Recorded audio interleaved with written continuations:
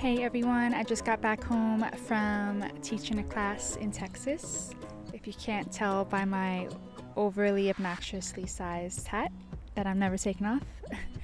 While I was in Texas, I got a bunch of behind the scenes footage between me and a few students, practicing, learning together, and I thought I would share some techniques on taking better portraits, no matter where you are, whether it's just your backyard or if you're ever on a horse ranch in San Antonio.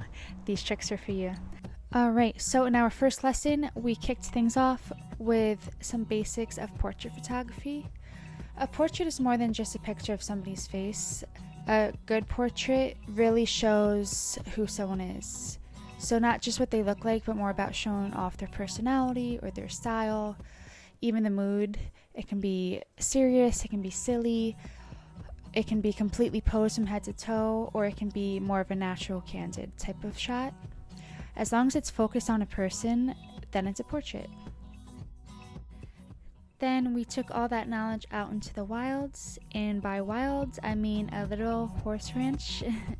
And this is a great time to practice what we just learned hands-on.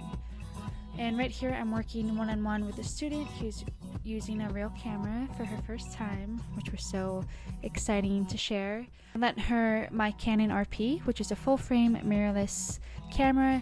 It's lightweight and it's perfect for learning manual controls.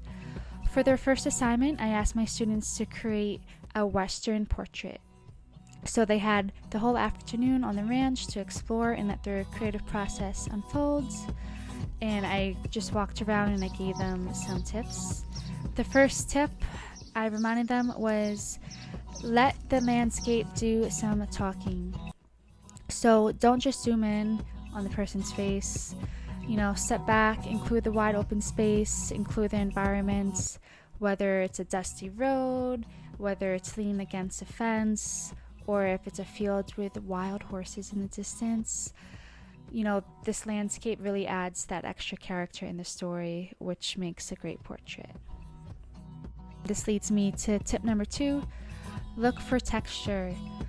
So when I think of Western portraits, I automatically think of texture, like really weathered faces or worn down denim, even cracked boots, fringed jackets.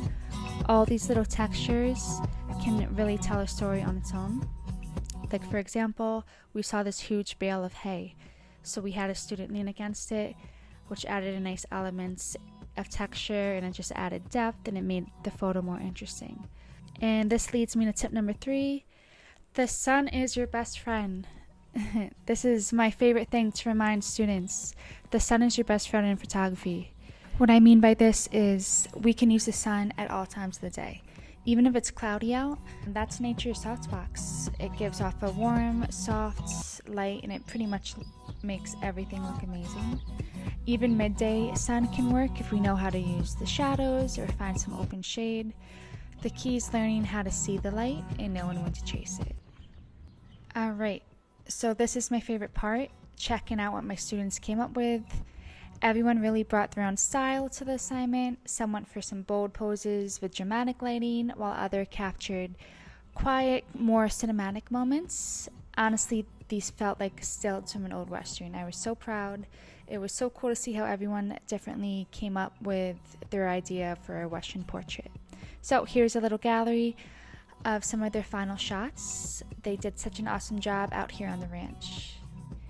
I hope this helps you next time you're taking some portraits. Just remember to take a step back, remember where you are, look for the texture, and follow the sun.